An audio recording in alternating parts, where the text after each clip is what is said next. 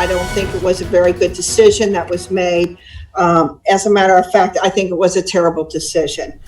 Some pointed reaction there tonight from the head of the Cincinnati Teachers Union after a judge strikes down an attempt to delay a return to the classroom. With that, we say good evening to you. The fight between teachers and the board that runs the Tri-State's largest school district reaching a tipping point today. The union took the board to court trying to prevent kids from being in the classroom starting tomorrow. It didn't work. Their argument is about health and safety. The teachers say the school is rushing things when the finish line is in sight. The vast majority of them say that they don't feel safe going back to the classroom while the risk of spreading COVID is still very high and without completing the vaccine process. CPS teachers started getting the first of 2 shots last week. This is absolutely Judge Allen ruling against the safety of teachers and students with only a couple more weeks of wait time until our vaccines become effective.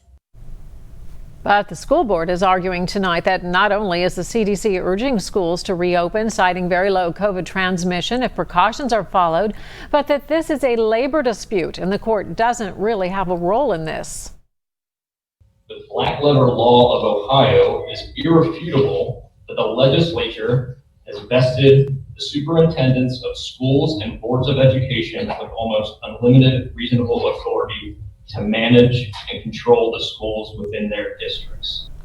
Judge Lisa Allen agreed, so in-person classes at CPS restart tomorrow. But the question is, Paula, who will be there? Local 12's Brad Underwood joining us live from the district office in Corryville tonight with what parents and teachers are prepared to do. Brad? Well, good evening, Kyle. Yeah, for parents and teachers who disagree with the judge's ruling today and in-person learning in general, for that matter, say they're going to do everything they can to protect themselves from getting coronavirus. And, you talk with them today saying that these cases, you talk about blended learning. It's been months, mid-October, since we had blended learning in CPS, but it didn't last long because cases among teachers skyrocketed across the district. Students in preschool through 3rd grade and all special education classrooms K through 12 are expected to be back in school this week, but not all of the students will be there. I'm just going to call her in and say, due to the global pandemic that is killing, hundreds of thousands of people in the U.S., my daughter's not coming to school. 2 of Jillian Whitaker's 3 kids in the district will be part of the student sick out movement. One will continue to learn remotely because the school is offering that. However, that's not the case at all schools, and it will force many families not ready for in-person to choose the digital academy or continue to call in sick. One of my kids gets to stay home and the other is supposed to go to school. And I'm not sending her. Some teachers won't be going either. Some plan to call in sick until all teachers are given both doses of the vaccine.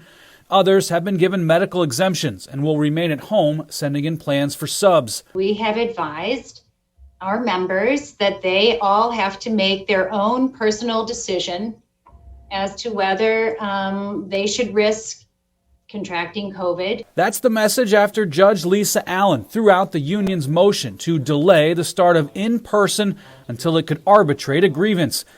Cincinnati City Council member Betsy Sunderman says teachers and students should be in school. Teachers are essential employees, and unless they have a medical condition, they need to go to work. For Whitaker, she wants her kids in school.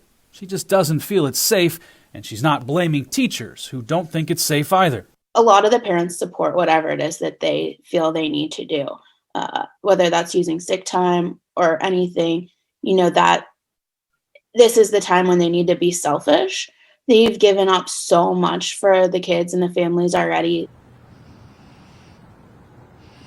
Now, many teachers are already back in their school buildings. That started last week. So tomorrow marks the day, a first of its kind in many months for the district, when you will have people inside every Cincinnati public building. As for what's next for the union, it says it will exhaust any and all legal possibilities it can, as well as taking part in that arbitration hearing, which was the center of all of that court battle today, whenever that is put on the calendar. Reporting live in Corryville, Brad Underwood, Local 12 News. And Brad, I'm curious, are there any consequences potentially for students and teachers who are calling out in protest of the board's decision?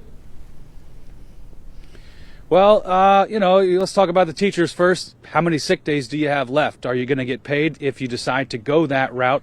Otherwise, maybe you have to seek a medical exemption, therefore really no punishment. If there were to be a strike, then you're talking about not getting paid and the potential of not having benefits. Now, we have not heard that as a threat as of now from the CFT. They're going to just, as we mentioned tonight, leave it up to people. Make your best decision on how you feel to keep yourself safe. When it comes to students, truancy shouldn't be a huge issue because they were only in school in that blended model for just a few weeks. But again, every student's situation is going to be different, so it is going to be interesting to see how this plays out for all of these people and kids who decide not to show up for school. All right, Brad Underwood reporting live for us tonight. Brad, thank you so much. In just 2 weeks, students in grades 4 through 6 and 9 through 12 will begin a blended learning model, and then on March 1st, 7th and 8th graders will return.